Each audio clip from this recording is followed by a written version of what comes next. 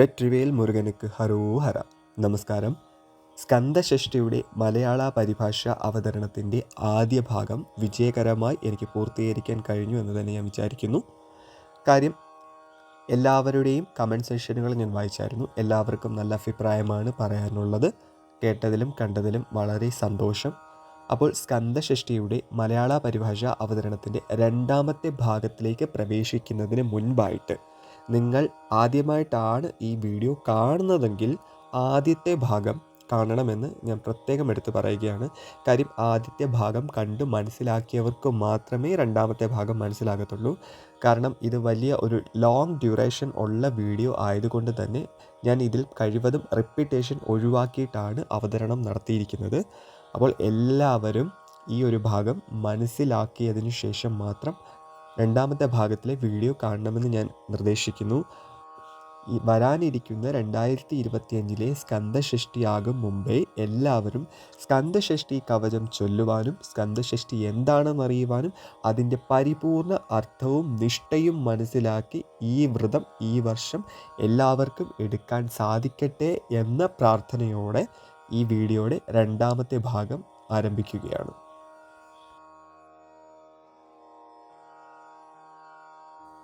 പൂർണ്ണമായും നമ്മൾ അരി ആഹാരം ഉപേക്ഷിക്കണം എന്നാണ് ഷഷ്ടിവ്രതത്തിൽ പറയുന്നത്. ഇതുകൂടാതെ ക്ഷേത്ര ദർശനം നടത്തി ക്ഷേത്രത്തിലെ ഷഷ്ടി പൂജയിൽ നമ്മൾ പങ്കുകൊള്ളണം. ഷഷ്ടി എടുത്തെന്ന് പറഞ്ഞിട്ട് കാര്യമില്ല, പകരം ആ ഷഷ്ടി പൂജയിൽ കൂടി നമ്മൾ പങ്കുകൊള്ളേണ്ടതാണ്. ഷഷ്ടി ദിവസം മുരുകക്ഷേത്രങ്ങളിൽ വളരെ വിശേഷമായിട്ടുള്ള പൂജകളാണുള്ളത്. അഭിഷേകങ്ങളുണ്ട്, പ്രത്യേക പൂജകളുണ്ട്, വഴിപാടുകളുണ്ട്. അപ്പോൾ അതിലെല്ലാം നമ്മൾ പങ്കെടുക്കണം. സാധിക്കാത്തവർക്ക് നമ്മളുടെ വീട്ടിലിരുന്നും ഇത് അനുഷ്ഠിക്കാവുന്നതാണ്. സാധിക്കുന്നവർ തീർച്ചയായും പങ്കെടുക്കണം എന്നാണ് ഞാൻ പറഞ്ഞത്. ഇപ്പോഴുള്ള ആൾക്കാർ കൂടുതലായിട്ടും അവരുടെ സൗകര്യപ്രദം അനുസരിച്ച് അല്ലെങ്കിൽ ആരോഗ്യസ്ഥിതിയുടെ സ്ഥിതിവശങ്ങളനുസരിച്ച് ഈ വ്രതത്തിന് ചില മാറ്റങ്ങൾ കൊണ്ടുവന്നിട്ടുണ്ട്. പകൽ മുഴുവൻ ഉപവാസം ഇരുന്ന് ക്ഷേത്രത്തിൽ പോയി ക്ഷേത്രദർശനം നടത്തി ക്ഷേത്രത്തിലെ പൂജകൾ കഴിഞ്ഞതിന് ശേഷം ക്ഷേത്രത്തിൽ വെച്ച് തന്നെ ഈ ഉപവാസം അവസാനിപ്പിക്കുന്നവരുണ്ട്. അത് ഇന്ന് കണ്ടുവരുന്ന ഒരു രീതിയാണ്. ശരിക്കും അങ്ങനെയല്ല ചെയ്യേണ്ടത്. പകൽ മുഴുവൻ ഉപവാസം അനുഷ്ഠിച്ച് രാത്രിയുടെ പ്രഥമ ധ്യാനം കഴിഞ്ഞ് സാത്വികമായ ആഹാരം കഴിച്ച് വ്രതം അവസാനിപ്പിക്കുന്നതാണ് ഉത്തമം. ഇങ്ങനെയുള്ള ഞാനിപ്പോൾ പറഞ്ഞ വ്രതരീതിയാണ് ശാസ്ത്രത്തിൽ പറഞ്ഞിരിക്കുന്നത്. സന്താന സൗഭാഗ്യത്തിനും സർപ്പദോഷ ശാന്തിക്കും ത്വക്ക് രോഗശാന്തിക്കും വേണ്ടി ഷഷ്ടി വ്രതം ഇരിക്കാവുന്നതാണ്. അപ്പോൾ ഞാൻ നേരത്തെ പറഞ്ഞത് തന്നെ വീണ്ടും ആവർത്തിക്കുന്നു. കുഞ്ഞുങ്ങളുണ്ടാക്കാൻ വേണ്ടി മാത്രമല്ല ഷഷ്ടിവ്രതം ഇരിക്കുന്നത്. പറഞ്ഞ് ആളുകൾ ഇതിനെ ആ ഒരു രീതിയിലേക്ക് കൊണ്ടുവന്നു. അതിങ്ങനെ ഒരു മോഡുലേഷൻ കൊടുത്തു എന്നുള്ളതാണ്. അതുകൊണ്ടാണ് ഇന്നും ആൾക്കാർ ഷഷ്ടിവ്രതം ഇരിക്കുമ്പോൾ വേറൊരു രീതിയിൽ കൂടെ നമ്മളെ കണ്ട് സംസാരിക്കുന്നത്. അത് ശരിയായിട്ടുള്ളൊരു രീതിയല്ല. അത് എത്രയും പെട്ടെന്ന് തന്നെ അത് അറിയാവുന്നവർ അവർക്ക് പറഞ്ഞു കൊടുത്ത് തിരുത്താൻ ശ്രമിക്കേണ്ടതാണ്. നമ്മളുടെ ക്ഷേത്രങ്ങളിൽ ഷഷ്ടി ദിവസം പല രീതിയിലുള്ള അഭിഷേകങ്ങൾ പല ദ്രവ്യങ്ങൾ വെച്ച് നടത്താറുണ്ട്. അന്നേ ദിവസം നമ്മൾക്ക് എന്തെങ്കിലും വേണ്ടുതൽ ഉണ്ടെങ്കിൽ, അതായത് നമ്മൾക്ക് എന്തെങ്കിലും വഴിപാടുകൾ ഉണ്ടെങ്കിൽ ആ വഴിപാട് അഭിഷേകവുമായി ചേർത്ത് നമുക്ക് നടത്താവുന്നതാണ്. നമുക്കിപ്പോൾ ഏതെങ്കിലും രീതിയിലുള്ള പ്രധാനമായിട്ട് നടത്തിക്കിട്ടണം, അല്ലെങ്കിൽ നടന്നു കഴിഞ്ഞ അല്ലെങ്കിൽ നമുക്ക് സാധിച്ച് കഴിഞ്ഞ ഒരു കാര്യത്തിന് വേണ്ടി ഭഗവാനോട് നന്ദി പറയാനാണെങ്കിൽ ഷഷ്ടി ദിവസം നടത്തുന്ന അഭിഷേകത്തിൽ നമുക്ക് പങ്കുചേരാവുന്നതാണ്. പങ്കുചേരാവുന്നത് എന്നുദ്ദേശിച്ചത് ഷഷ്ടി വ്രതത്തിന് നമ്മൾക്ക് അഭിഷേകത്തിനായിട്ടുള്ള ദ്രവ്യങ്ങൾ കൊണ്ടു കൊടുക്കാവുന്നതാണ്. പിന്നെ പ്രധാനമായിട്ട് ശ്രദ്ധിക്കേണ്ട ഒരു കാര്യം, നമ്മൾ അഭിഷേകത്തിന് ഇപ്പോൾ പാലോ അല്ലെങ്കിൽ പഞ്ചാമൃതമോ എന്താണോ നമ്മൾ അഭിഷേകത്തിനായിട്ട് കൊണ്ടു കൊടുക്കുന്നത്, ആ അഭിഷേകം അവിടെ നിന്ന് കണ്ട് പ്രസാദം നമ്മൾ സ്വീകരിക്കണം എന്നുള്ളത് നിർബന്ധമാണ്. അങ്ങനെ ചെയ്തില്ലെങ്കിൽ നമ്മൾ പേരിന് വേണ്ടി ഒരു അഭിഷേകം നടത്തി എന്ന് മാത്രമേ അവിടെ ആവുന്നുള്ളൂ. അതിൻ്റെ ഫലം കിട്ടത്തില്ല. ഇപ്പോൾ മിക്ക ആൾക്കാരും ചെയ്യുന്നത് അഭിഷേകത്തിന് റെസിപ്റ്റ് എഴുതുന്നു, അവരവരുടെ കാര്യം കഴിഞ്ഞു, പൈസ കൊടുത്തു പോവുകയാണ് ചെയ്തത്. അമ്പലത്തിൽ ക്ഷേത്രത്തിലെ പൂജാരി അഭിഷേകം നടത്തുന്നു, പ്രസാദം വാങ്ങിച്ചാൽ വാങ്ങിച്ചു, ഇല്ലെങ്കിലില്ല. അങ്ങനെ ഒരു സ്ഥിതിയാണ് പോകുന്നത്. അപ്പോൾ കഴിവതും നമ്മൾ ആ ഒരു രീതി ഒന്നും ഒഴിവാക്കണേ. വേറൊന്നുമല്ല, നമ്മൾ നടത്തുന്നത് നമുക്ക് വേണ്ടിയിട്ടാണ്, നമ്മുടെ ഭഗവാന് വേണ്ടിയിട്ടാണ്, നമ്മുടെ ആവശ്യങ്ങൾക്ക് വേണ്ടിയിട്ടാണ്. അപ്പോൾ അവിടെ നമ്മുടെ സാന്നിധ്യം കൂടെ വേണ്ടേ? അത് ഒന്ന് ചിന്തിക്കാത്ത എന്താ ആരും? അപ്പോൾ ഇനി മുതൽ ആ കാര്യം ചിന്തിക്കണം.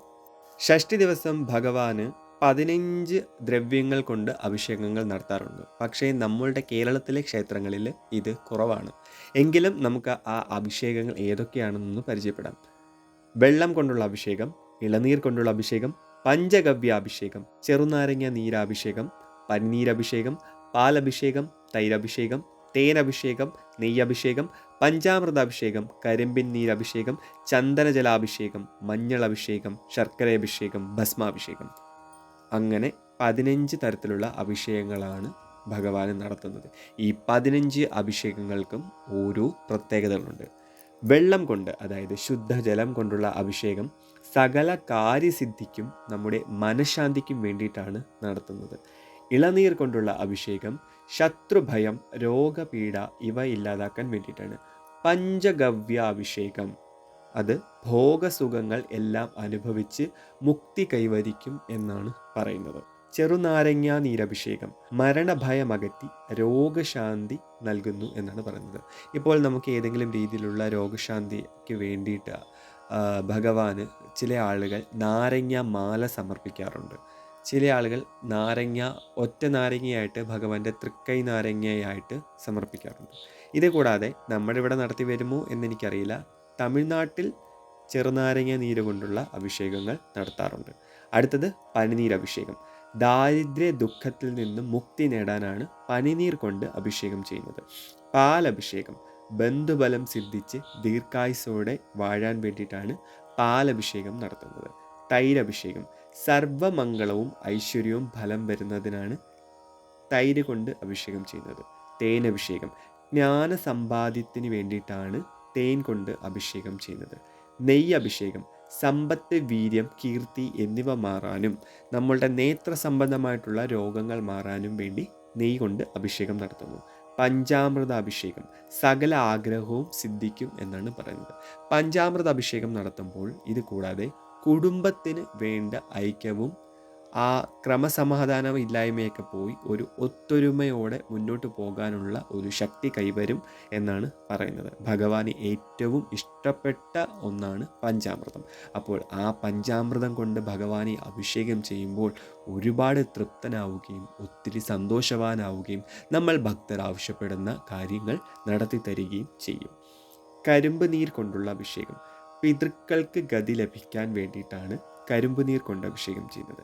ചന്ദന ജലാഭിഷേകം ധനലാഭത്തിന്, നമുക്ക് ബിസിനസ് സംബന്ധമായിട്ടുള്ള കാര്യങ്ങളിലെ തടസ്സങ്ങൾ മാറിക്കിട്ടാൻ ഭഗവാന് ചന്ദനം കൊണ്ട് അഭിഷേകം ചെയ്യാവുന്നതാണ്.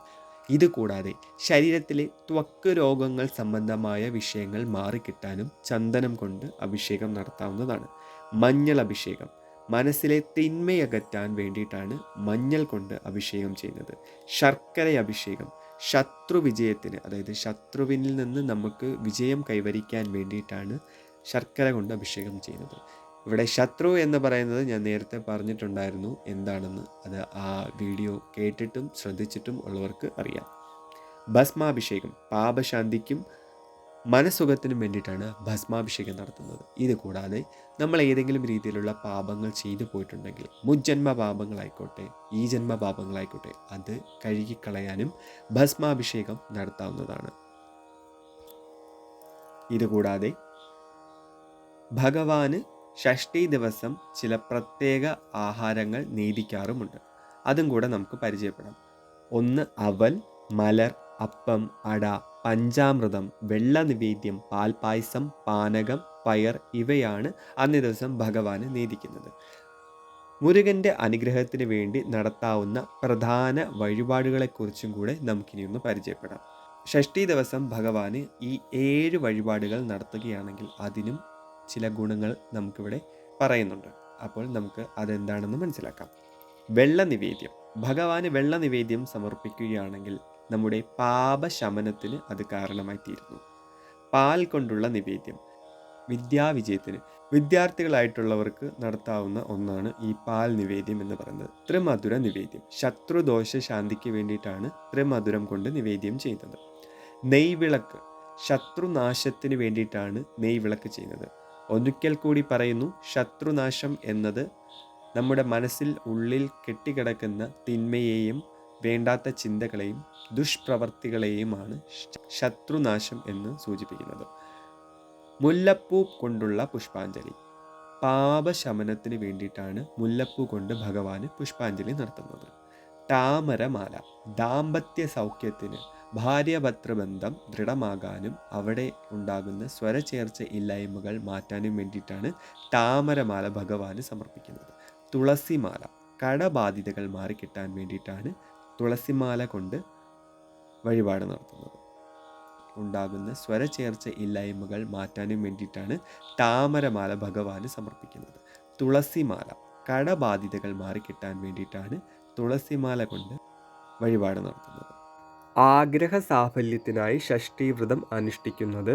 സ്കന്ദഷഷ്ഠി മുതൽ അടുത്ത സ്കന്ദഷഷ്ഠി വരെ നമ്മൾ തുടർച്ചയായി 13 ഷഷ്ഠീവ്രതം അനുഷ്ഠിക്കുന്നതാണ് ഉത്തമം എന്ന് പറയുന്നത്. നമുക്ക് ഇപ്പോൾ ഏതെങ്കിലും വലിയ ഒരു ആഗ്രഹമുണ്ട്, അത്യാവശ്യമായിട്ടുള്ള അല്ലെങ്കിൽ അത്യാവശ്യമായിട്ട് നമുക്ക് നടന്ന് കിട്ടേണ്ട ഒരു വലിയ ആഗ്രഹം. ആ ആഗ്രഹം പൂർത്തീകരിക്കാൻ വേണ്ടി ഇപ്പോൾ ഒരു വിവാഹമായിക്കോട്ടെ, അപ്പോൾ അടുത്ത വർഷമാണ് വിവാഹം നടക്കേണ്ടത്. അപ്പോൾ ആ ഒരു വിവാഹം എത്രയും വേഗം തടസ്സങ്ങളൊന്നും കൂടാതെ നടന്ന് കിട്ടാൻ വേണ്ടി അങ്ങനെയുള്ള ആഗ്രഹങ്ങളാണ്. അത്തരം ആഗ്രഹങ്ങൾ നടത്തി കിട്ടാൻ വേണ്ടി നമുക്ക് ഷഷ്ഠീവ്രതം അനുഷ്ഠിക്കാവുന്നതാണ്. സ്കന്ദഷഷ്ഠീവ്രതം, അതായത് സ്കന്ദഷഷ്ഠി മുതൽ അടുത്ത സ്കന്ദഷഷ്ഠി വരെ തുടർച്ചയായി കണ്ടിന്യൂസ് ആയി 13 ഷഷ്ഠീവ്രതങ്ങൾ നമ്മൾ അനുഷ്ഠിച്ച് പോവുകയാണെങ്കിൽ ഈ ആഗ്രഹം ഉറപ്പായും നടക്കും എന്നാണ് ശാസ്ത്രങ്ങളിൽ രേഖപ്പെടുത്തിയിരിക്കുന്നത്. ഏത് കാര്യസിദ്ധിക്ക് വേണ്ടിയും ഇത്തരത്തിലുള്ള ഷഷ്ഠീവ്രതാനുഷ്ഠാനമാണ് ക്ഷിപ്രഫലപ്രദായകം. എന്ന് പറഞ്ഞാൽ നമ്മുടെ ഇത്തരം ആഗ്രഹങ്ങൾ പെട്ടെന്ന് സാധിച്ച് കിട്ടണമെങ്കിൽ, അല്ലെങ്കിൽ കറക്റ്റ് ടൈമിങ്ങിന്, അല്ലെങ്കിൽ കുറച്ചുകൂടെ ഇതായിട്ട് പറയുകയാണെന്ന് കുറച്ചുകൂടെ ക്ലിയറാക്കി പറയുകയാണെങ്കിൽ നമുക്ക് അച്ചിട്ടായിട്ട് നടക്കണം എന്നുണ്ടെങ്കിൽ ഈ പറയുന്ന രീതിയിൽ വ്രതമിരിക്കുകയാണെങ്കിൽ അത് നടക്കും എന്നാണ് പറയുന്നത്. 9 വർഷം കൊണ്ട് 108 ഷഷ്ഠി എന്ന നിലയിൽ വ്രതമെടുത്ത് വിധി പ്രകാരമുള്ള ഭക്ഷണം മാത്രം സേവിച്ച് അമ്പലത്തിൽ മാത്രം താമസിച്ച് കഠിന വ്രതം എടുക്കുന്നവരുമുണ്ട്. പണ്ടത്തെ കാലത്തെ കാര്യമാണ് പറയുന്നത്, ഇന്നത്തെ കാലത്തെ കാര്യമല്ല. ശാസ്ത്രത്തിൽ പറയുന്ന അല്ലെങ്കിൽ വർഷങ്ങൾക്ക് മുൻപ് അനുഷ്ഠിച്ച് വന്ന ഒരു കാര്യമാണ് ഞാനിപ്പോൾ പറയുന്നത്. ആദ്യ വർഷം പാൽപായസവും 2-ാം വർഷം ശർക്കര പായസവും 3-ാം വർഷം വെള്ള നിവേദ്യവും 4-ാം വർഷം അപ്പവും 5-ാം വർഷം മോദകവും 6-ാം വർഷം പശുവിൻ പാലും 7-ാം വർഷം ഇളനീരും 8-ാം വർഷം പാനകവും അവസാന വർഷം 7 മണി കുരുമുളകുമാണ് വിധിപ്രകാരമുള്ള ഭക്ഷണം. ഞാൻ ഈ പറയുന്ന രീതി തമിഴ്നാട്ടിൽ ഫോളോ ചെയ്ത് വന്നിരുന്ന ഒരു രീതിയാണ്. കേരളത്തിലുള്ളവർ ഇതാദ്യമായിട്ടായിരിക്കും കേൾക്കുന്നത്. ഞാൻ ഈ പറഞ്ഞത് തമിഴ്നാട്ടിൽ അന്നത്തെ കാലത്ത് ഫോളോ ചെയ്ത് വന്നൊരു രീതിയാണ്.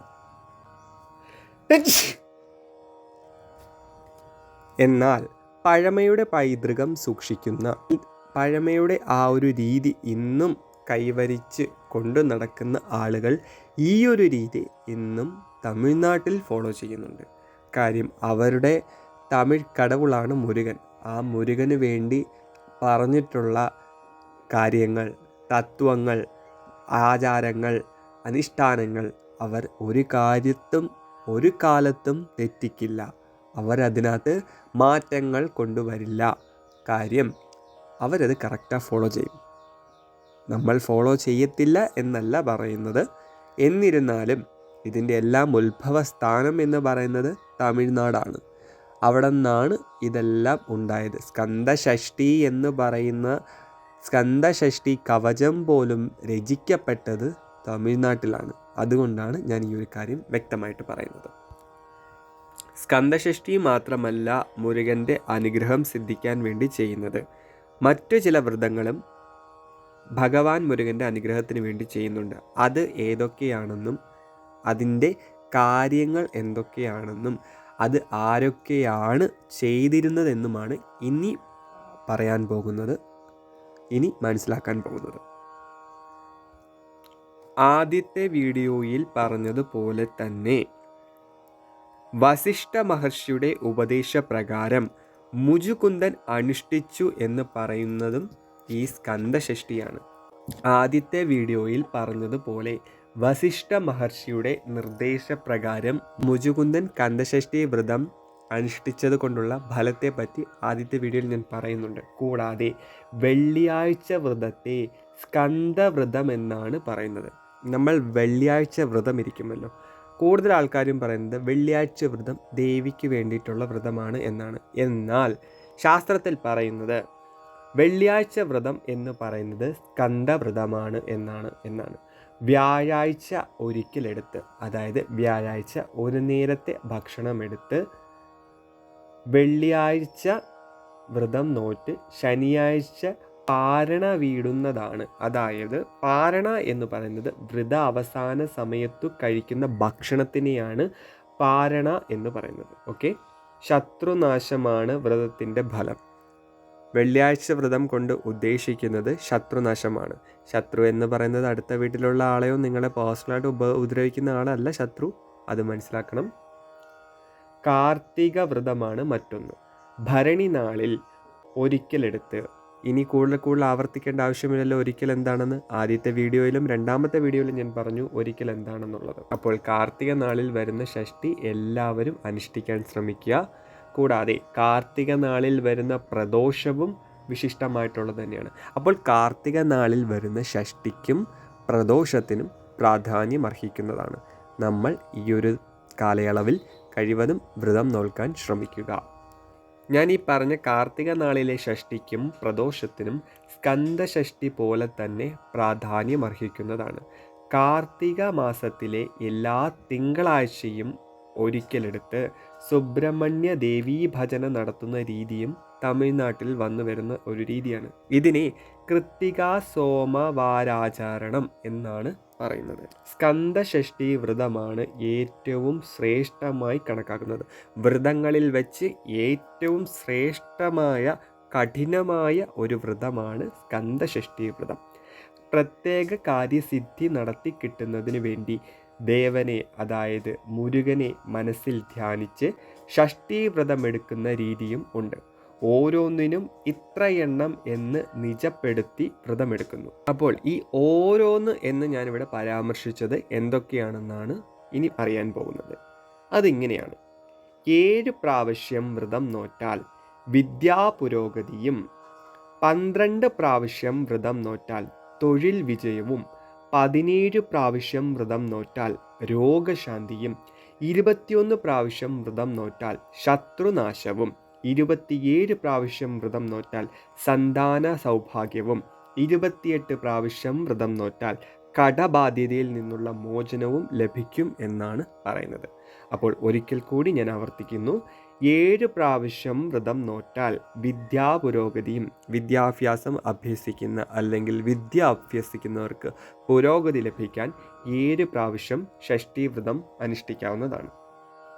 12 പ്രാവശ്യം ഷഷ്ഠി വ്രതം അനുഷ്ഠിക്കാവുന്നതാണ് എന്നാണ് ഇതിൽ പറയുന്നത്.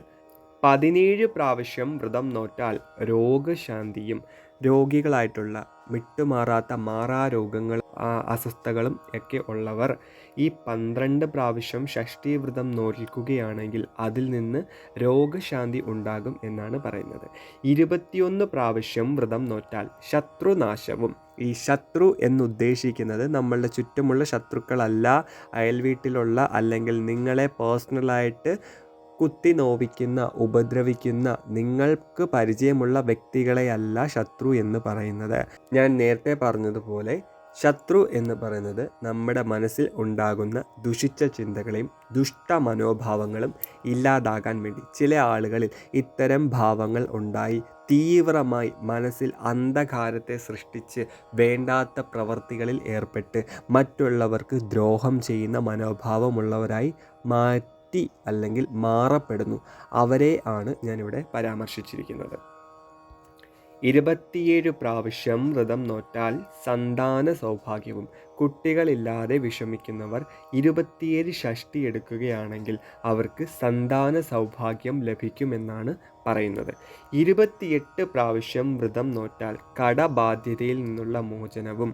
കടങ്ങൾ കൊണ്ട് വലയുന്ന, കടങ്ങൾ കൊണ്ട് പ്രതിസന്ധികളിലായിരുന്നവർക്ക് അല്ലെങ്കിൽ ആയിട്ടുള്ളവർക്ക് 28 പ്രാവശ്യം വ്രതനിഷ്ഠകളെല്ലാം പാലിച്ച് ഭക്തിയോടുകൂടി ഭഗവാൻ മുരുകന് വേണ്ടി ഷഷ്ഠീ വ്രതം ഇരിക്കുകയാണെങ്കിൽ അവരുടെ കടബാധ്യതകൾ മാറുമെന്നും അതിൽ നിന്നും ഒരു മോചനം ലഭിക്കുമെന്നാണ് പറയുന്നത്.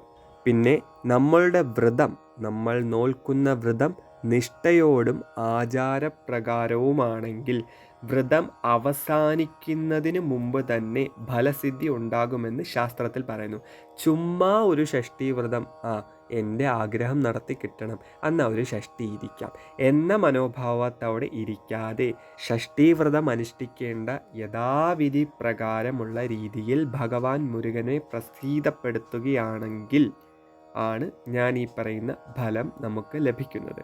ചുമ്മാ ഒരു ഷഷ്ഠി ഇരുന്നത് കൊണ്ട് ഞാൻ എൻ്റെ ആഗ്രഹം നടത്തി കിട്ടാൻ വേണ്ടി ഷഷ്ഠി ഇരുന്നു, എന്തുകൊണ്ട് എൻ്റെ ആഗ്രഹം നടന്നില്ല എന്നൊരു ചോദ്യം ചോദിക്കുന്നവർക്കും അത്തരം മനോഭാവമുള്ളവർക്കും ഒരിക്കൽ കൂടി ഞാൻ എടുത്തു പറയുന്നു, വ്രതം അനുഷ്ഠിക്കേണ്ട ശാസ്ത്രത്തിൽ പറഞ്ഞിട്ടുള്ള രീതിയിൽ കൃത്യനിഷ്ഠമായി വ്രതം അനുഷ്ഠിക്കേണ്ട രീതിയിൽ ഏത് രീതിയിലാണോ ആഹാരം അല്ലെങ്കിൽ ഭക്ഷണം അതിൽ പറഞ്ഞിരിക്കുന്നത് ആ രീതിയിൽ വ്രതത്തിൻ്റെ നിഷ്ഠകൾ പാലിക്കുന്ന ഒരാൾക്ക് മാത്രമേ ഞാൻ ഈ പറയുന്ന കാര്യം സിദ്ധമാവുകയുള്ളൂ.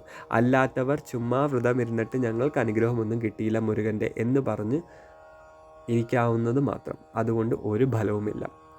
മറ്റുള്ള വ്രതങ്ങളെപ്പോലെയല്ല എന്ന് ഞാൻ എടുത്തെടുത്ത് വീണ്ടും പറഞ്ഞു. ഷഷ്ഠി വ്രതത്തിന് അതിൻ്റേതായിട്ടുള്ള ഒരു മഹത്വമുണ്ട്. ഭഗവാൻ മുരുകൻ മാത്രമല്ല ഈ വ്രതത്തിൽ നമ്മളെ അനുഗ്രഹിക്കുന്നതെന്നും ഞാൻ പറഞ്ഞു. അതിൻ്റെ കാര്യകാരണങ്ങൾ ആദ്യത്തെ വീഡിയോ ഭാഗത്തിൽ വ്യക്തമായി പറഞ്ഞിട്ടുണ്ട്. അതുകൊണ്ടാണ് ഞാൻ ഒരിക്കൽ കൂടി ആവർത്തിച്ച് പറഞ്ഞത്. ആദ്യത്തെ ഭാഗം കേട്ടു മനസ്സിലാക്കിയ ഒരാൾക്ക് മാത്രമേ തുടർന്നുള്ള ഭാഗങ്ങൾ മനസ്സിലാക്കൂ എന്നത്. പിന്നെ നമ്മുടെ ഈ ആഗ്രഹങ്ങളൊക്കെ ഭഗവാൻ വ്രതം കഴിഞ്ഞ ശേഷം നടത്തി തന്നതിന് ശേഷം കൈമടക്കി വെറുതെ ഇരിക്കുകയല്ല ചെയ്യേണ്ടത്. പകരം ദാനധർമ്മങ്ങൾ ചെയ്യേണ്ടത് അത്യാവശ്യമാണ്. നമ്മൾ ഉദ്ദേശിച്ച കാര്യം നടന്നു, അപ്പോൾ ഭഗവാനെ ഞങ്ങൾ ഉദ്ദേശിച്ച കാര്യം നടന്നു, നന്ദിയുണ്ട് മുരുക എന്ന് പറഞ്ഞ് കയ്യും വീശി പോകാതെ നമ്മൾ ദാനധർമ്മങ്ങൾ ചെയ്യണം. പാവപ്പെട്ടവർക്ക് വേണ്ട സഹായങ്ങൾ ചെയ്യണം. ഏറ്റവും വലിയ ദാനധർമ്മം, ഏറ്റവും നല്ല ഒരു കർമ്മം എന്ന് പറയുന്നത് അന്നദാനമാണ്. അന്നദാനത്തെ വെല്ലാൻ വേറൊരു സത്കർമ്മമില്ല. അതുകൊണ്ട് തന്നെ നമ്മുടെ ആഗ്രഹങ്ങളൊക്കെ സാധിച്ചു കിട്ടുമ്പോൾ നമ്മളാൽ സാധിക്കുന്ന രീതിയിൽ ഒരു 10 പേർക്കെങ്കിൽ 10 പേരുടെയെങ്കിലും വിശപ്പടക്കാൻ അന്നം ദാനം ചെയ്യുകയാണെങ്കിൽ അത് ഏറ്റവും ഉത്തമമാണ്. അന്നദാനം എന്ന് ഞാനിവിടെ പരാമർശിച്ചത് കൊണ്ട് 10 പേർക്ക് ഒരു വലിയ കല്യാണത്തിനുള്ള അല്ലെങ്കിൽ ഒരു വലിയ സമൂഹത്തിനെ വിളിച്ച് ഭക്ഷണം കൊടുക്കണം എന്നല്ല ഇവിടെ അന്നദാനം കൊണ്ട് ഉദ്ദേശിക്കുന്നത്. നിങ്ങൾ വിശപ്പകറ്റുന്നത് ഒരു വ്യക്തിയുടെ ആയിക്കോട്ടെ, ആ വ്യക്തിയുടെ അനുഗ്രഹവും നിങ്ങൾക്ക് കൂടെ ഉണ്ടാകും. പകരം ഒരു 10 പേരുടെ വിശപ്പാണ് നിങ്ങൾ അകറ്റുന്നതെങ്കിൽ അവർക്ക് അന്നം ദാനമായി നൽകുകയാണ് എന്നുണ്ടെങ്കിൽ അവിടെയും ഈ പറയുന്ന ആഗ്രഹങ്ങൾ അല്ലെങ്കിൽ ഈ പറയുന്ന അനുഗ്രഹങ്ങൾ നമുക്ക് സിദ്ധിക്കാവുന്നതാണ്. ഞാൻ അന്നദാനം നടത്തി എന്ന് കൊട്ടി വിളംബരം ചെയ്ത് അല്ലെങ്കിൽ ഞാനൊരു പബ്ലിസിറ്റി കാണിച്ച് അല്ലെങ്കിൽ ഞാൻ എൻ്റെ ആഗ്രഹം നടത്തി അതുകൊണ്ട് ഞാൻ അന്നദാനം നടത്തുന്നു എന്ന് പറഞ്ഞ് പ്രശസ്തി യാർജിക്കുന്ന ഒന്നല്ല അന്നദാനം എന്ന് പറയുന്നത്. അന്നം ഏവർക്കും ആവശ്യമുള്ള ഒന്നാണ്. അത് ദാനമായിട്ട് നൽകുമ്പോൾ അതിൻ്റേതായിട്ടുള്ള ഒരു പവിത്രത കൂടി കൈവരിക്കണം. കൂടാതെ ഈ അന്നദാനം നടത്തുന്നത് കൊണ്ട് നമുക്കും ഈ ഒരു പവിത്രമായിട്ടുള്ള കാര്യമാണ് കൈവരുന്നത്. ഇവിടെ മറ്റൊരു കാര്യം കൂടെ ഞാൻ വ്യക്തമായിട്ട് ക്ലിയറാക്കി പറഞ്ഞു തരാം. അന്നദാനം മഹാദാനം എന്ന് പറയുന്നുണ്ട് അല്ലേ? അപ്പോൾ ഈ അന്നദാനം മഹാദാനം എന്ന് പറയുന്നതിൻ്റെ മറ്റൊരു പൊരുൾ ഭാഗത്തിലേക്കാണ് ഇന്ന് നമ്മൾ പരിചയപ്പെടാൻ പോകുന്നത്. വിശപ്പടക്കുവാൻ കഴിവുള്ളവൻ, ഒരു വ്യക്തിയുടെ വിശപ്പടക്കാൻ കഴിവുള്ളവൻ ഋഷീശ്വരൻ എന്നാണ് പറയുന്നത്. നമ്മളൊരു വ്യക്തിക്ക് അയാളുടെ വിശപ്പ് അടക്കാൻ സാധിച്ചാൽ നമ്മളെ ഋഷീശ്വരൻ എന്ന പദവി സൂചിപ്പിക്കുന്നു. അന്യൻ്റെ വിശപ്പടക്കുന്നവൻ, അതായത് ആ വിശപ്പടക്കാൻ നമ്മൾ കഴിവുണ്ട് എന്നുണ്ടെങ്കിൽ ആ ആളിനെ മഹായോഗി എന്ന് പറയുന്നു. അന്നദാനം ചെയ്യുന്നവൻ, ആ അന്നത്തെ ദാനമായി ചെയ്യുന്നവൻ മഹാശ്രേഷ്ഠൻ എന്നാണ് പറയുന്നത്. ഈ അന്നം ദാനമായി കിട്ടുന്ന ഈ അന്നം ഉൾക്കൊള്ളുന്നയാൾ പാപമുക്തൻ എന്നാണ് അറിയപ്പെടുന്നത്. നമ്മൾ ഏതെങ്കിലും വിധത്തിലുള്ള പാപങ്ങൾ ചെയ്തു പോയിട്ടുണ്ടെങ്കിൽ, അല്ലെങ്കിൽ അത്തരത്തിൽ നമുക്ക് ഏതെങ്കിലും രീതിയിൽ മനപ്രയാസങ്ങൾ അനുഭവിക്കുന്ന ഒരാളാണെങ്കിൽ ഒരു വ്യക്തി നടത്തുന്ന അന്നദാനം സ്വീകരിച്ചാൽ നമ്മുടെ പാപമുക്തമാണ് അവിടെ ഫലമായിട്ടുണ്ടാകുന്നത്. പല ആളുകളും വേറൊരു വ്യക്തി നടത്തുന്ന അന്നദാനത്തിൽ ഉൾക്കൊള്ളാൻ തയ്യാറാവത്തില്ല. കാര്യം അതിനെ ഒരു കുറച്ചിൽ എന്ന രീതിയിൽ, അല്ലെങ്കിൽ ഞങ്ങളുടെ വീട്ടിൽ ആഹാരമുണ്ട്, അല്ലെങ്കിൽ ഞങ്ങൾക്ക് ഇതിൻ്റെ ഒന്നും ആവശ്യമില്ല, പാവപ്പെട്ടവർക്ക് വേണ്ടിയിട്ടാണ് ഈ അന്നദാനം നടത്തുന്നത് എന്ന ചിന്താഗതിയുണ്ട്. അങ്ങനെയല്ല, പാവപ്പെട്ടവർക്കും പണക്കാരനും ഏത് ഉന്നതിയിൽ നിൽക്കുന്ന ആളായാലും ശരി, ഏത് താഴ്ന്ന ഗതിയിൽ നിൽക്കുന്ന ആളായാലും ശരി, അന്നത്തിൻ്റെ മുൻപിൽ എല്ലാവരും ഒരുപോലെയാണ്. കാര്യം പാവപ്പെട്ടവനും ഈ പറയുന്ന പണക്കാരനും ഇതിലും താഴ്ന്ന ഗതിയിൽ കിടക്കുന്ന ആൾക്കാർക്കും വിശപ്പ് എന്ന് പറഞ്ഞ സാധനമുണ്ട്. ഈ പറഞ്ഞ 3 കാറ്റഗറിപ്പെട്ട ആൾക്കാരും വിശപ്പ് അറിയുന്നവരാണ്. അല്ലെങ്കിൽ പണക്കാരനൊരു വിശപ്പ്, പാവപ്പെട്ടവനൊരു വിശപ്പ് എന്ന കണക്കില്ല. വിശന്നാൽ ആരും ഭക്ഷണം കഴിക്കും, ദാഹിച്ചാൽ ആരും വെള്ളം കുടിക്കും, അല്ലേ? അതാണ് ഇവിടെ കണക്കാക്കുന്നത്. അപ്പോൾ അന്നം ദാനമായി കിട്ടുമ്പോൾ അത് സ്വീകരിക്കുക. അതുകൊണ്ട് നമുക്ക് ലഭിക്കുന്നത് പാപമുക്തമാണ്. ഈ പറയുന്ന ഷഷ്ഠി വ്രതവും അനുഷ്ഠിച്ച് അന്നദാനവും നടത്തി എല്ലാം കഴിഞ്ഞതിന് ശേഷം പിന്നീടും പ്രശ്നങ്ങൾ വരുമ്പോൾ നമ്മൾ മുരുകന് നേരെ വിരൽ ചൂണ്ടും. എന്തുകൊണ്ട് ഇങ്ങനെ സംഭവിച്ചു, അല്ലെങ്കിൽ ഞാൻ ഇത്രയും കാര്യങ്ങൾ ചെയ്തതല്ലേ, ഞാൻ ഇത്രയും ഷഷ്ഠി എടുത്തതല്ലേ, അല്ലെങ്കിൽ ഞാൻ ഇത്രയും അന്നദാനം ചെയ്തതല്ലേ, എന്തുകൊണ്ടാണ് ഇതിനൊന്നും ഫലമില്ലാത്തത്, ഇതെല്ലാം വെറുതെ ആണല്ലോ എന്നൊരു തോന്നൽ നമുക്ക് തോന്നും.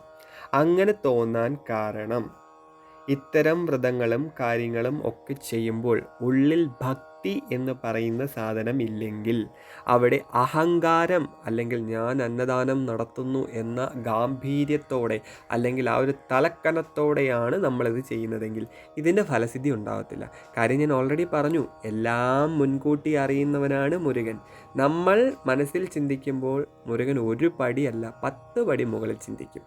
അതുകൊണ്ട് നമ്മുടെ മനസ്സ് ശുദ്ധമാക്കിയിട്ട് വേണം ഇത്തരം പാവനമായിട്ടുള്ള കർമ്മങ്ങൾ ചെയ്യാൻ. ഇത്തരം കർമ്മങ്ങൾ ചെയ്യുമ്പോൾ വ്യക്തിവിദ്വേഷം പാടില്ല എന്നാണ് ഞാൻ പറഞ്ഞു വന്നതിൻ്റെ അർത്ഥം. നമുക്ക് ആരോടെങ്കിലും ഏതെങ്കിലും രീതിയിലുള്ള വ്യക്തി വൈരാഗ്യമുണ്ടെങ്കിൽ അതൊക്കെ മാറ്റി നിർത്തിയതിന് ശേഷം വേണം ഷഷ്ഠീവ്രതം ഇരിക്കാനും ഈ പറയുന്ന അന്നദാനം നടത്താനും. ഭഗവാൻ മുരുകനെ ആത്മാർത്ഥമായി, വിശ്വാസത്തോടെ, ഭക്തിയോടെ, നിഷ്ഠയോടെ ഒരാൾ പ്രാർത്ഥിക്കുകയാണെങ്കിൽ, ആ മുരുകനാമം ആ ആളുടെ വീട്ടിൽ ഉതിർത്തു വരികയാണെങ്കിൽ, ആ മുരുകനാമത്തിൻ്റെ ശക്തി ഒരു കവചമായി ആ വീടിനെയും ആ വീട്ടിൽ വസിക്കുന്നവരെയും സംരക്ഷിക്കും എന്നാണ് പറയുന്നത്. ഇതുകൂടാതെ മറ്റൊരു കാര്യം കൂടെ ഇതിൽ പ്രതിനിധീകരിക്കുന്നുണ്ട്. ഭഗവാൻ മുരുകനെ ആത്മാർത്ഥമായി ഞാൻ ഈ പറയുന്ന രീതിയിൽ വിശ്വസിക്കുന്ന ഒരു വ്യക്തിയെ കാലൻ പോലും വന്ന് വിളിക്കില്ല എന്നാണ് പറയുന്നത്. അങ്ങനെ കാലൻ ആ ആളെ വിളിക്കാൻ, അതായത് നമ്മളുടെ അന്തിമ സമയത്ത് വരികയാണെങ്കിൽ, ഭഗവാൻ മുരുകൻ്റെ പൂജാരി അല്ലെങ്കിൽ ഭഗവാൻ മുരുകൻ്റെ ഭക്തനാണ് എന്നുണ്ടെങ്കിൽ, ആ ഭക്തന് നൽകുന്ന ഏറ്റവും മികവാർന്ന ഒരു അനുഗ്രഹം എന്തെന്ന് പറഞ്ഞാൽ, കാലൻ വരുമ്പോൾ മുരുകൻ്റെ അനുവാദം ചോദിച്ച ശേഷം മാത്രമേ ആ വ്യക്തിയുടെ ജീവനെ ഈ പ്രപഞ്ചത്തിൽ നിന്ന് കാലപുരിയിലേക്ക് കൊണ്ടുപോകാൻ അനുവാദം കൊടുക്കുകയുള്ളൂ. അപ്പോൾ കാലൻ പോലും വരുമ്പോൾ മുട്ടുമടക്കി നിന്ന് അനുവാദം ചോദിക്കണം. ആരോട്? ഭഗവാൻ മുരുകനോട്. ഇതിന് ഒരു കഥയുണ്ട്. തൻ്റെ ഭക്തർക്ക് വേണ്ടി എന്തെങ്കിലും ഒന്ന് ചെയ്യണം, അല്ലെങ്കിൽ ഏറ്റവും ശ്രേഷ്ഠമായത് ചെയ്യണം, അതുമല്ലെങ്കിൽ മറ്റുള്ള ദൈവങ്ങളിൽ നിന്ന് അല്ലെങ്കിൽ മറ്റുള്ള ദൈവിക ആരാധനയിൽ നിന്ന് ഒരു പ്രത്യേകമായ അല്ലെങ്കിൽ ഒരു ഫലസിദ്ധിയായ തനിക്ക് മാത്രം ഒരു സ്പെഷ്യാലിറ്റി ഉള്ള ഒരു കാര്യം വേണമെന്ന് ഭഗവാൻ മുരുകൻ ശിവഭഗവാനോട് ആവശ്യപ്പെടുന്നു. അപ്പോൾ ശിവഭഗവാൻ ചോദിക്കുന്നു, എന്താണ് നിനക്ക് വേണ്ടത്? എന്ത് വരമാണ് നീ നിൻ്റെ ഭക്തർക്ക് കൊടുക്കാൻ ആഗ്രഹിക്കുന്നത്? അപ്പോൾ മുരുകൻ അവിടെ ആവശ്യപ്പെടുന്നത് ഈ ഒരു കാര്യമാണ്. എന്നെ വഴിപ്പെടുന്ന, എന്നെ നിഷ്ഠയോടുകൂടി വിശ്വസിക്കുന്ന ഏതൊരു ഭക്തനും ഭക്തയ്ക്കും കാലൻ പോലും എൻ്റെ അനുവാദം കൂടാതെ ആ വ്യക്തിയുടെ ജീവനെ അപഹരിക്കാൻ പാടില്ല. ഇത് എനിക്ക് വരമായി നൽകണം. എൻ്റെ ഭക്തർക്ക് എനിക്കിത് വരമായി നൽകാനുള്ള അനുവാദം തരണം എന്ന് പറയുന്നു. എന്നാൽ മുരുകൻ ആവശ്യപ്പെടുന്ന ഈ ഒരു കാര്യത്തിൽ ത്രിമൂർത്തികളും വിസമ്മതിക്കുകയാണ് ചെയ്യുന്നത്. പരാശക്തി പോലും അതിനെ എതിർത്ത് സംസാരിച്ചു എന്നാണ് പറയുന്നത്. കാര്യം, ഒരു മനുഷ്യൻ ജനിക്കുകയാണെങ്കിൽ അവന് മരണം ഉറപ്പാണ്. അത് ശാസ്ത്രത്തിൽ പറഞ്ഞിട്ടുള്ള കാര്യമാണ്. ജനിച്ചോ മരിക്കണം. അപ്പോൾ അവിടെ എന്തിന് ഇങ്ങനൊരു കാലതടസ്സം സൃഷ്ടിക്കുന്നു എന്നാണ് ചോദ്യം ഉന്നയിക്കുന്നത്. അപ്പോൾ അവിടെ മുരുകൻ പറഞ്ഞ കാര്യം, എന്നെ വിശ്വസിക്കുന്ന, എന്നെ പൂജിക്കുന്ന അല്ലെങ്കിൽ എന്നെ വഴിപ്പെടുന്ന ഒരാൾക്ക് എനിക്ക് കൊടുക്കാൻ സാധിക്കുന്ന മറ്റു ദൈവങ്ങൾ കൊടുക്കുന്ന എല്ലാ അനുഗ്രഹങ്ങളിൽ നിന്നും തികച്ചും വ്യത്യസ്തമായി എൻ്റെ എന്നറിയപ്പെടുന്ന അല്ലെങ്കിൽ എൻ്റേത് മാത്രമെന്നറിയപ്പെടുന്ന തനതായിട്ടുള്ള ഒരു വരം എനിക്ക് എൻ്റെ ഭക്തർക്ക് കൊടുത്തേ മതിയാകൂ. അതിൻ്റെ പേരിൽ മുരുകൻ കൈലാസത്തിൽ ശാഠ്യം പിടിക്കുകയാണ്. ഭയങ്കരമായ ഒരു വലിയ ബഹളം തന്നെ സൃഷ്ടിക്കുകയാണ്. അങ്ങനെ ചെയ്തില്ലെങ്കിൽ ഞാൻ എൻ്റെ തന്നിഷ്ടം ചെയ്ത് കളയും എന്ന രീതിയിൽ പറയുകയാണ്. അപ്പോൾ ഈ വരം എനിക്ക് തരാൻ നിങ്ങളെ കൊണ്ട് സാധിക്കുമോ ഇല്ലയോ എന്ന് ആവർത്തിച്ച് ത്രിമൂർത്തികളോടും മുരുകൻ ആവശ്യപ്പെടുന്നു. നിർബന്ധകാരിയും കാര്യം നേടിയെടുക്കാൻ അല്ലെങ്കിൽ ക്ഷിപ്രകോപിയുമായ മുരുകൻ്റെ മുൻപിൽ ഈ ത്രിമൂർത്തികൾക്കും ആദി പരാശക്തിക്കും തോൽക്കേണ്ടി വരികയാണ്. ശരി, നിൻ്റെ ആഗ്രഹം പോലെ നടക്കട്ടെ എന്ന് ഭഗവാൻ മുരുകന് അനുഗ്രഹം കൊടുക്കുന്നു. ആ അനുഗ്രഹമാണ് ഇവിടെ ഞാൻ പറഞ്ഞിട്ടുള്ളത്. അപ്പോൾ ഭഗവാൻ മുരുകനെ ഭക്തിയോടെ വഴിപ്പെടുന്ന ഒരു വ്യക്തിക്ക് കാലൻ പോലും അല്ലെങ്കിൽ കാലൻ്റെ ഭയം പോലും വേണ്ട എന്നാണ് ഈ പറയുന്നത്. അങ്ങനെയുള്ള ഒരു അനുഗ്രഹം കൂടിയാണ് നമുക്ക് ഈ മുരുകൻ പ്രദാനം ചെയ്യുന്നത്. സാധാരണ ഒരു വ്യക്തി ജനിക്കുകയാണെങ്കിൽ അയാൾ മരിക്കും, കാലൻ വന്ന് വിളിച്ചാൽ പോയേ പറ്റൂ. എന്നാൽ ഒരു മുരുക ഭക്തനാണ് ആ സ്ഥാനത്തെങ്കിൽ അവിടെ കാലൻ വരുമ്പോൾ, ആ ജീവൻ അപഹരിക്കാൻ ശ്രമിക്കുമ്പോൾ അല്ലെങ്കിൽ ആ കാലാവധി കഴിഞ്ഞ് കാലൻ കൊണ്ടുപോകാൻ ശ്രമിക്കുമ്പോൾ ഭഗവാൻ മുരുകൻ അനുഗ്രഹം ചോദിക്കണം. ഞാൻ ഈ ജീവൻ എടുത്തോട്ടെ, പാടില്ല, ഇപ്പോൾ അവന് മരിക്കാൻ സമയമായില്ല എന്ന് പറയുകയാണെങ്കിൽ ശാസ്ത്രത്തിൽ അല്ലെങ്കിൽ ഉണ്ടായ കാലത്ത് തന്നെ ഈ ജീവൻ എപ്പോൾ അപഹരിക്കപ്പെടണം എന്നും എഴുതപ്പെട്ടിട്ടുണ്ട്. അതിന് പോലും എതിരായി അല്ലെങ്കിൽ ആ ശാസ്ത്രത്തിന് പോലും എതിരായിട്ട് പ്രവർത്തിക്കുന്ന ഒന്നാണ് മുരുകശക്തി അല്ലെങ്കിൽ മുരുകഭക്തി എന്ന് പറയുന്നത്. അത്രത്തോളം പവിത്രവും തീവ്രവും ആയ ഒരു വരമാണ് ഭഗവാൻ മുരുകനിൽ നിന്ന് നമ്മൾ സിദ്ധിക്കുന്നത്. ഇപ്പോൾ മനസ്സിലായോ മുരുകശക്തിയുടെ പ്രാധാന്യം അല്ലെങ്കിൽ മുരുകശക്തിയുടെ പവർ? ഒരു വ്യക്തി മുരുകഭക്തനാണ് എന്ന് പറയുമ്പോൾ അയാൾ തലയെടുപ്പോടെ ഞാൻ മുരുകനെയാണ് വഴിപ്പെടുന്നത് എന്ന് അയാൾക്ക് ധൈര്യമായിട്ട് പറയാം. കാര്യം, അവിടെ കാലനെ പോലും മുട്ടുമടക്കി നിർത്തിയ ഒന്നാണ് മുരുകൻ്റെ ശക്തി അല്ലെങ്കിൽ ഭക്തി എന്ന് പറയുന്നത്.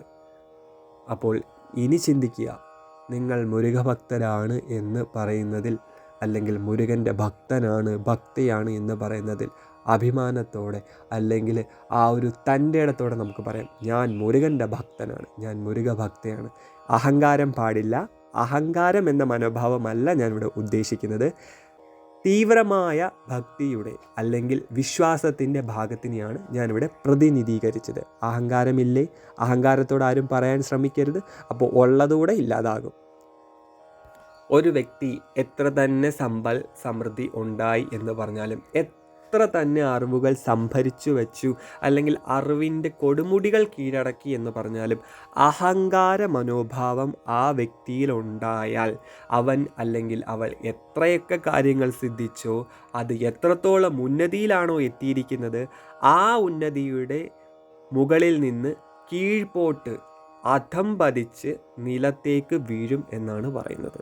അപ്പോൾ അഹങ്കാരം പാടില്ല. എത്ര അറിവുണ്ടെങ്കിലും അതിനെ അഹങ്കാരത്തിൽ ഉൾക്കൊള്ളിക്കരുത്. അപ്പോൾ സ്കന്ദഷഷ്ഠിയുടെ വ്രതാനുശ്രമ ക്രമത്തിനെ പറ്റി ഞാനിവിടെ പരിചയപ്പെടുത്തി കഴിഞ്ഞിരിക്കുന്നു. ഏത് രീതിയിലാണ് വ്രതം എടുക്കേണ്ടത്, എത്ര വ്രതമാണ് എടുക്കേണ്ടത്, ആഗ്രഹസിദ്ധിക്ക് എങ്ങനെയാണ് വ്രതം അനുഷ്ഠിക്കേണ്ടത്, മുരുകഭക്തി നമ്മുടെ ഉള്ളിൽ വരുമ്പോൾ അല്ലെങ്കിൽ മുരുകൻ്റെ ശക്തി നമുക്കുള്ളിൽ സിദ്ധമാവുമ്പോൾ എന്താണ് നമുക്ക് ഫലമായി ലഭിക്കുന്നത് എന്നൊക്കെ ഞാനിവിടെ നിങ്ങൾക്ക് പരിചയപ്പെടുത്തിയിട്ടുണ്ട്. അപ്പോൾ ഈ ഒരു കാര്യങ്ങൾ എല്ലാം മനസ്സിലാക്കിയിട്ട് വേണം സ്കന്ദഷഷ്ഠി വ്രതം എടുക്കാൻ നിങ്ങൾ തയ്യാറാകേണ്ടത്. അപ്പോൾ സ്കന്ദഷഷ്ഠി മലയാള പരിഭാഷയുടെ മറ്റൊരു ഭാഗം കൂടി ഇവിടെ അവസാനിച്ചിരിക്കുകയാണ്. ഇതിൻ്റെ തുടർഭാഗം അടുത്ത ചൊവ്വാഴ്ച അവതരിപ്പിക്കപ്പെടുന്നതായിരിക്കും. അതുവരെ ഞാൻ ഇപ്പോൾ പറഞ്ഞതും മുൻപ് പറഞ്ഞതുമായിട്ടുള്ള എല്ലാ കാര്യങ്ങളും എല്ലാവരും മനസ്സിലാക്കി വെക്കുക. കാരണം ഇതിൻ്റെ തുടർച്ചയും ഇതിൽ പറയുന്ന ചില സന്ദർഭങ്ങളുമായി അല്ലെങ്കിൽ ഇതിൽ പറയുന്ന ചില പൊരുളുകളുമായി കണക്റ്റ് ആകുന്നതാണ് നമ്മുടെ ശ്ലോകത്തിൽ പറയുന്ന അർത്ഥങ്ങൾ. അതുകൊണ്ട് ശ്ലോകത്തിൽ പറയുന്ന അർത്ഥങ്ങൾ നിങ്ങൾക്ക് ഗ്രാഹ്യം ചെയ്യണമെങ്കിൽ ഈ പറയുന്ന ഇത്രയും സന്ദർഭങ്ങളും നിങ്ങൾ പൂർണ്ണമായി മനസ്സിലാക്കി വെക്കണം. ഇത് ഇപ്പോൾ മനസ്സിലാക്കി വെച്ചാൽ വരാനിരിക്കുന്ന ശ്ലോകം എന്ന് പറയുമ്പോൾ ഷഷ്ടിയെ നോക്ക് ശരവണ ഭവനാർ സിഷ്ടർ കുതകം സെങ്കതിർവേലോൻ എന്ന ആ തമിഴ് ശ്ലോകം നിങ്ങൾ പൂർണ്ണമായി മനസ്സിലാക്കണമെങ്കിൽ ഈ പറഞ്ഞ ഇത്രയും കാര്യങ്ങൾ വ്യക്തതയോടെ മനസ്സിലാക്കി വെക്കുക. അപ്പോൾ എല്ലാവർക്കും ശുഭദിനം ആശംസിക്കുന്നു. ഭഗവാൻ മുരുകൻ നിങ്ങളുടെ ന്യായമായിട്ടുള്ള എല്ലാ ആഗ്രഹങ്ങളും നടത്തി തരട്ടെ എന്ന് ഞാൻ പ്രാർത്ഥിക്കുകയാണ്. നന്ദി, നമസ്കാരം.